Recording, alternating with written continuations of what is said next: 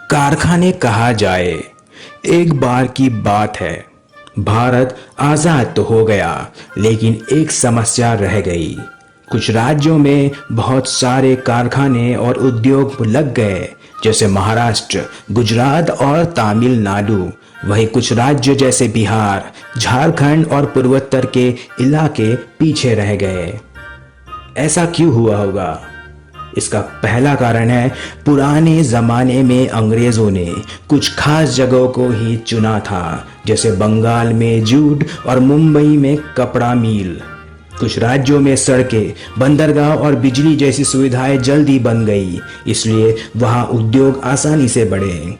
जहाँ पढ़े लिखे लोग और कुशल कामगार थे, वहाँ कंपनियां ज़्यादा लगी। लेकिन जहाँ ये सुविधाएं नहीं थी, वहाँ कारखाने कम रहे। इस तरह कुछ राज्य बहुत अमीर बन गए और कुछ गरीब रह गए। इससे क्या समस्या हुई? जिन राज्यों में कम कारखाने थे, वहाँ के लोग रोजगार के लिए दूसरे राज्य में जाने लगे। बड़े शहर जैसे मुंबई, दिल्ली और बेंगलुरु में भीड़, ट्रैफिक और प्रदूषण बढ़ने लगे।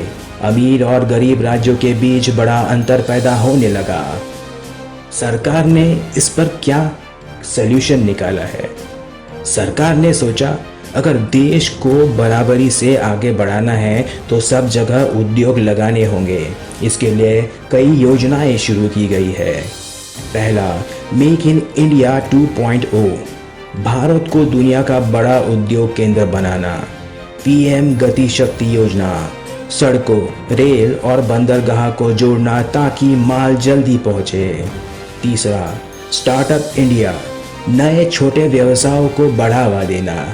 चौथा, आत्मनिर्भर भारत अभियान, विदेश से आयात कम करके अपने देश में चीजें बनाना। स्पेशल इकोनॉमिक जोन, खास इलाकों में उद्योग लगाने की सुविधा। एमएसएमई, छोटे उद्योग योजना, छोटे छोटे व्यवसायों को मजबूत करना।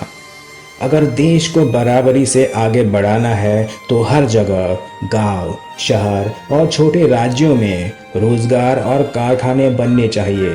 तभी हर बच्चा अपने राज्य में रहकर पढ़ाई करेगा, नौकरी पाएगा और खुशहाल जीवन जी सकेगा।